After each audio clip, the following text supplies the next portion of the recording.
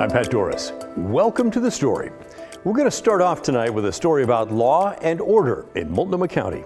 Now, you may have heard that a group of folks broke into the library at Portland State and took over the place last night. If not, stick around, we'll explain that. But the district attorney now is talking tough about the consequences of doing that. In fact, he's singing a much different tune than he did during the summer of 2020, which makes that our big story tonight.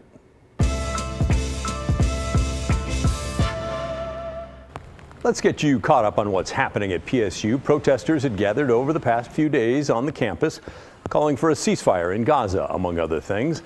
Then the situation escalated last night. Protesters broke into the school's main library, setting up signs and barricades and blocking the entrance. The university has asked Portland police to help remove them for trespassing. Windows and walls were vandalized, with at least one window broken. The PSU campus was closed and classes canceled today, and we just learned that campus will be closed again tomorrow.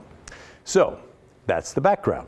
And then last night at about 11 o'clock, the Portland police chief, the PSU president, and the district attorney, Mike Schmidt, gathered for a press conference to talk about what's going on there. Mike Schmidt is the top local law enforcement county officer in the county, in Multnomah County. His policies on what types of crime his office is going to prosecute, well, those policies have wide-ranging impact.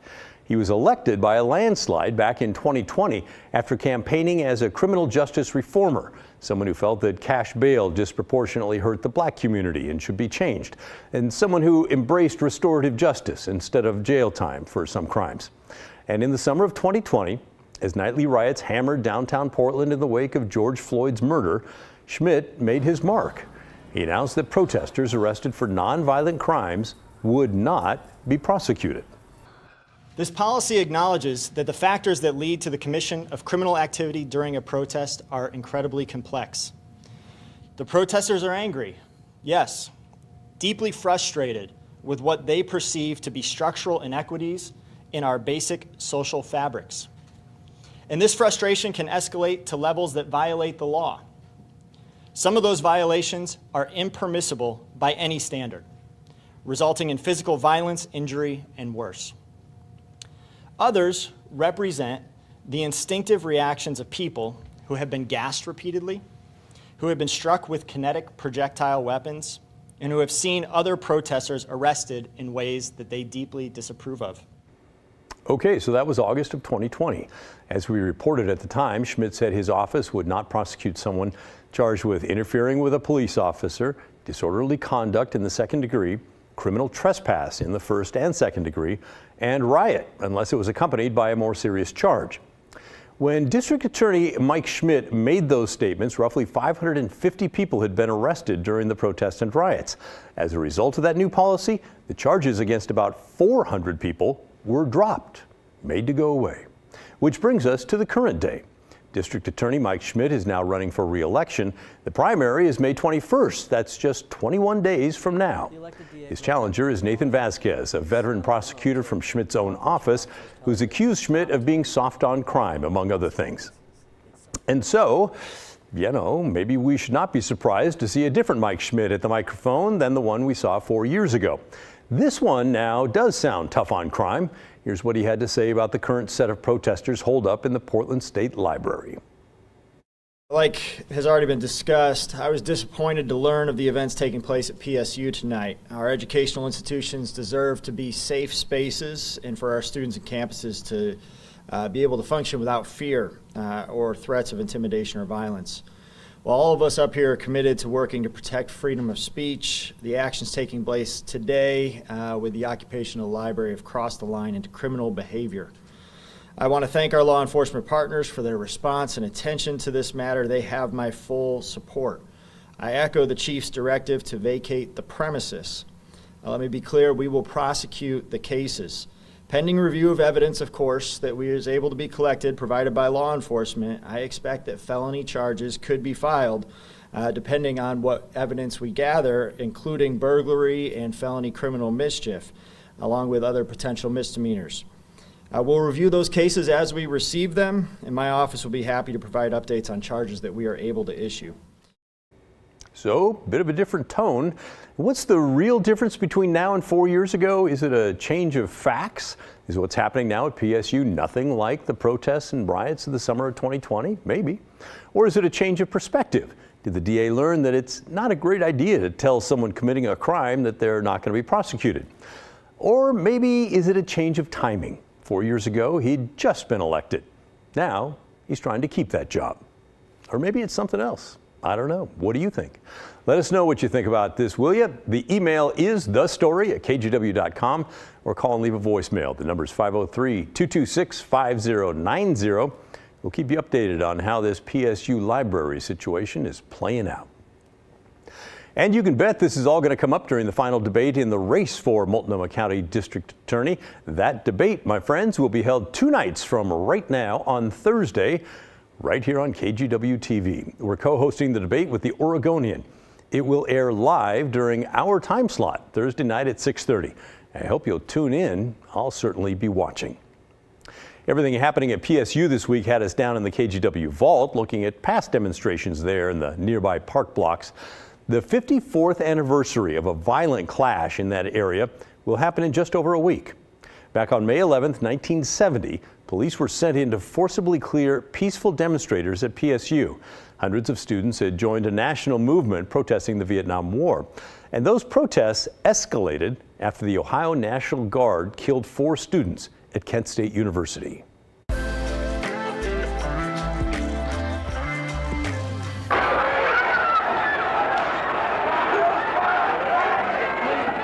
When it was over, 30 student demonstrators and 2 policemen were injured. The students were on a 3-day strike protesting police action at Kent State. They were ordered to remove the barricades in a plastic hospital tent. They refused, so the police did. That brought more student reaction. Where only a few students and some outsiders had been involved, now there was 3,000. They marched on City Hall demanding to see Mayor Schrunk. He refused, but offered to meet with student representatives in his office. After waiting for 2 hours, they returned to the park blocks. They said more demonstrations would follow, and they did.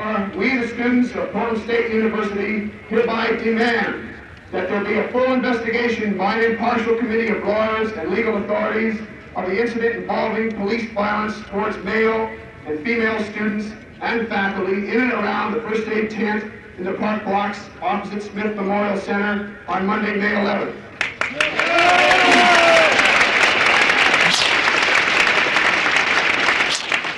In addition, we feel that the tactical squad should be immediately abolished as it has no function in a free society.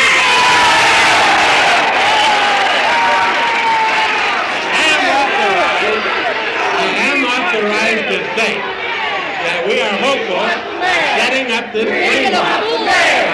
We want the mayor! Hold it!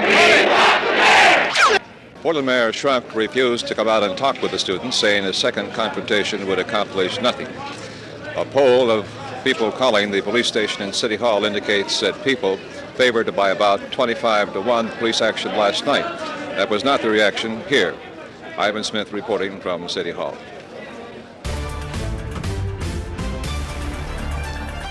Moving on to the election. Today's the deadline to register to vote for next month's primary here in Oregon. If you haven't done it, you still have a few hours. You'll have to do it online, though, at this point. If you do need to register or make changes to your registration, you can go to OregonVotes.gov and click on Register to Vote.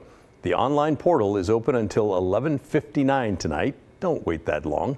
You'll need your state ID to register online. If you're not sure if you're registered to vote, you can also use that site to check and make sure that your registration is active and that they have your correct address on file.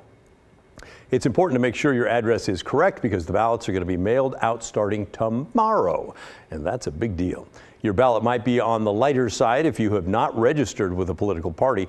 Oregon, you may know, but in case you don't, Oregon has a closed primary, somewhat unusual. So Democrats will only see Democrats on their ballot and Republicans will only see Republican candidates. Everyone outside of those parties will only see nonpartisan races. As of this month, Oregon has 994,000 registered Democrats, 722,000 Republicans, and the biggest number, 1.3 million people who are non-affiliated or registered with minor parties. And when you get your voters pamphlet, there's one big name that you're not going to see on its own page, and that's Donald Trump. He is listed as one of the candidates for president, but he does not have a page dedicated to him like a lot of the others do. Now, the pamphlet features pictures, background information, and some info on what each candidate supports and opposes. There's a page in there for President Joe Biden. Former President Trump is mentioned in the list of candidates at the beginning of the pamphlet, but if you look at the asterisk next to his name, it's explaining that he will not have a page dedicated just to him. Now on X, the social media site formerly known as Twitter, one user wrote, "Help! The Oregon voters pamphlet arrived today and there is only one candidate for president appearing on our ballots. So I called the election office in my county and I was told that Donald Trump chose not to appear on Oregon ballots." No, that's not accurate. Sorry. Let's have an explanation. Trump's campaign chose not to have him appear in the voters pamphlet. Big difference. You can still vote for him. He's just not in that pamphlet. But his name will be on the ballot. If you run for office, even President of the United States, it doesn't mean that you automatically get a page in the voters pamphlet. Your campaign has to pay for that. And for president, that fee's $3,500 here in Oregon, and Trump's team chose not to pay for it. Why? I don't know. You can discuss that amongst yourselves. But even though he doesn't have a big page in the voters pamphlet, he will be on your ballot next month, but only if you're registered as a Republican. Remember those closed primaries? And he will be on everyone's ballot in November for the general election. All right, coming up next on the story, we'll take you out to Clackamas County where two people are charged following the death of their 2-year-old baby. Court documents show the pair does not believe in modern medicine and instead relies on faith healing.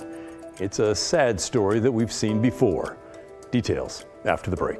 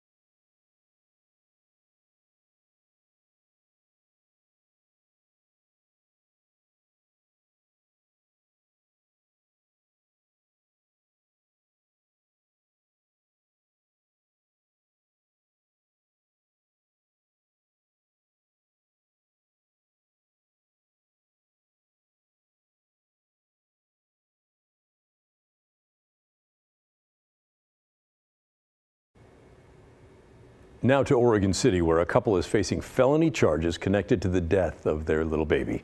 Blair and Taylor Edwards are accused of failing to arrange medical care for their 2-day-old boy who died at their home last June. According to the Clackamas County District Attorney's Office and court documents, the couple are members of the Followers of Christ Church, which relies on faith healing over modern medicine. They're charged with criminal mistreatment in the first and second degree. Court paperwork says their baby, named Hayden, had stopped eating and was suffering from severe jaundice. But instead of getting medical treatment, the couple relied on friends and relatives to come pray and anoint the infant, who died later that day. The Followers of Christ Church has a history of members facing criminal charges for their children's deaths. Since 2011, Oregon state law has not allowed a spiritual belief defense in these cases. That means prosecutors can treat these cases as they would any other involving harm to a child. Court paperwork indicates the couple does have other children at home and that the mother is pregnant. A judge has ordered them to provide medical care for their remaining children as needed. Now let's get to some of your thoughts on our big story from last night. We broke down the State of the County speech by Multnomah County Chair Jessica Vega-Peterson. The chair wants to build on what she called last year's success in the coming year. She listed a wide range of problems, but says the county government is making progress on fixing all of them and wants to do more in the future. According to the county chair, the good news is that your tax dollars are helping out. After we aired parts of the chair's speech, I gave you my opinion. The picture the chair paints, in my opinion, pretty rosy, but I think the state of the county is a mess. From drugs to mental illness to homelessness, I see the same issues that you do, and just like many of you, I don't think the county is doing nearly enough to solve those problems. And many of you agreed. I just watched her speech, and your response was an honest, real response. It's realism. And the problem I have is that, like you said, it's all sugar-coated, nothing specific, no new ideas, no numbers, no anything. And Candy wrote in to say both the county and the city are a mess. JVP's State of the County speech is the same rhetoric we've been hearing since before COVID. You'd have to be blind not to see it, from the graffiti everywhere to boarded up storefronts, rampant drug dealing, and out-migration of thousands for safer environments. We do try to keep the segment balanced between those for and against something, but in this case, I got to tell you, we did not receive any comments thus far in favor of the job that Jessica Vega-Peterson is doing. So if you're a supporter, please let us know. We also didn't get any positive reports on the efforts underway by the county on many issues. I did learn one new thing, though. The technical issues with the feed of the chair's speech from yesterday. Turns out that was not the fault of the county team that typically does handle those feeds. I'm told that speech was off-site, and so the feed was handled by an outside company. If you missed our segment last night, you can catch up anytime on the KGW YouTube channel. And I know a lot of you do watch us there. Thank you very much. Coming up next on The Story, it's a criminal enterprise that can be hidden in the shadows. But it turns out the Pacific Northwest is a hotbed thanks to our many ports and the I-5 corridor. New data on human trafficking and a sit-down interview with the FBI and Homeland Security when The Story returns.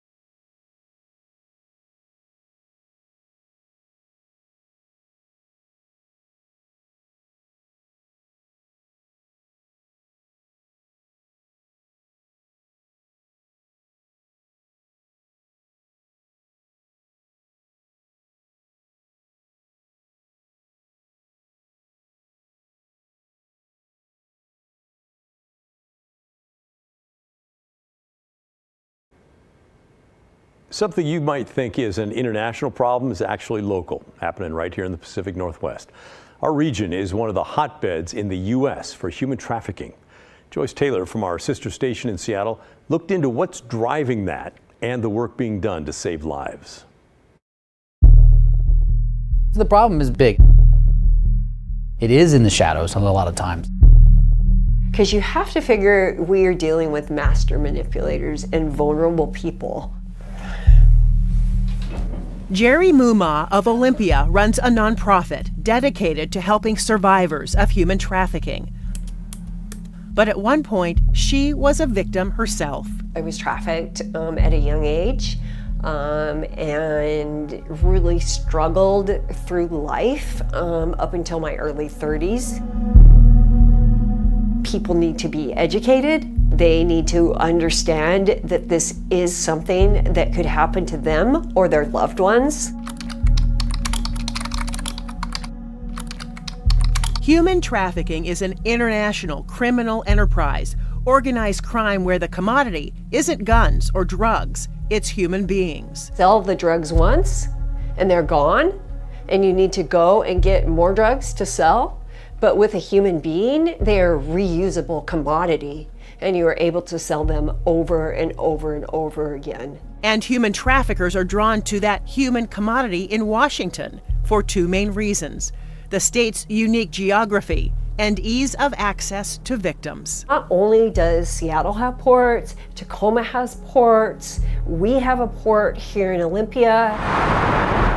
We are on the I-5 corridor, and that runs all the way from Canada pretty much down into Mexico.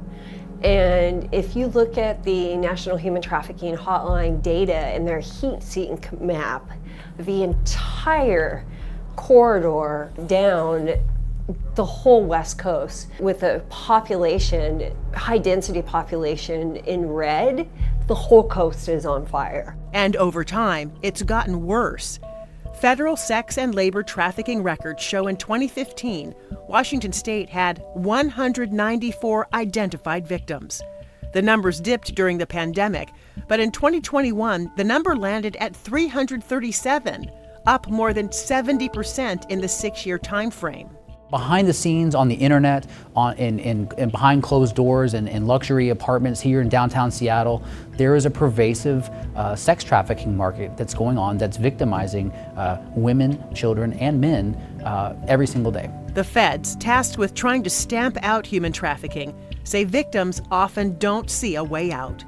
In some cases, some of the victims may not be aware that they're being trafficked, or the situation they've been put in is so difficult for them and they are so fearful that they're afraid to come to law enforcement. I've seen some really heart-wrenching things in my time working these investigations, from child exploitation to human trafficking. The promise is a broken promise within labor trafficking and sex trafficking. Experts in the field, like Jerry Muma, say the ruse traffickers use is consistent and effective. The offer of opportunity, money, even love. Promising them money. Hey, I've got a great job for you. Safe place to stay. And then you get there and you're not getting paid. The job wasn't what you thought it was. I've been on labor trafficking farms where folks are forced to sleep on cardboard boxes, eat outside in a common pot, no running water. Jerry was lucky. She was able to get out. In my early 30s, I was able to get completely out of the industry. My clean and sober 24-year date was April 11th, and that was also my last day in any type of exploitation situation. I call human trafficking a equal opportunity destroyer.